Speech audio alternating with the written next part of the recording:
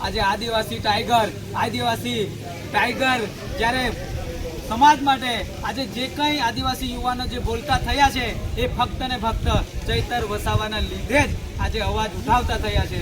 પણ આજે આદિવાસી સમાજના આદિવાસી યુવાનનો અવાજ દબાવવાની કોશિશ કરી છે, આદિવાસી નેતાનો અવાજ દબાવવાની કોશિશ કરેલી છે, પણ આદિવાસી સમાજ આ બધું જોઈ રહ્યો છે અને હવે આદિવાસી સમાજ સંસ્કારી અને શિક્ષિત બન્યો છે।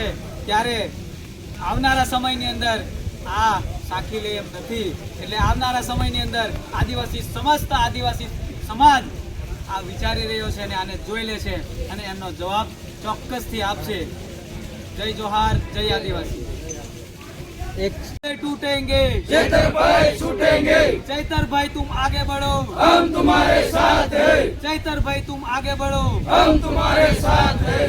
जय जोहार, जय जोहार, जय जोहार, जय जोहार, जय आदिवासी, जय जोहार, जय आदिवासी, जय आदिवासी, जय जोहार।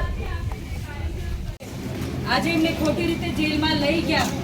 હર સંઘવી ભાજપ સરકાર અને જેટલા પણ ભાજપના અહીંયા નેતાઓ છે એમની નીંદ આપણે હરામ કરવી પડશે। આ ખબર થવી જોઈએ કે તમે જનતા માટે છો, કઈ કમલમના માટે નથી। તમે કમલમની પ્રાઇવેટ પ્રોપર્ટી નથી, એટલે તમે જનતા માટે કામ કરો, ના કે કમલમ અને બીજેપીના ચોર માટે કામ કરો।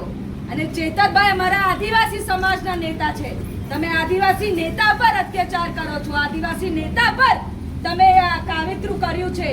હું ભાજપના આદિવાસી નેતાને પણ કહેવા માંગુ છું, ભાજપ તમારી પણ સગી નથી, એ તમારું કામ લેશે અને પછી ફેંકી દેશે।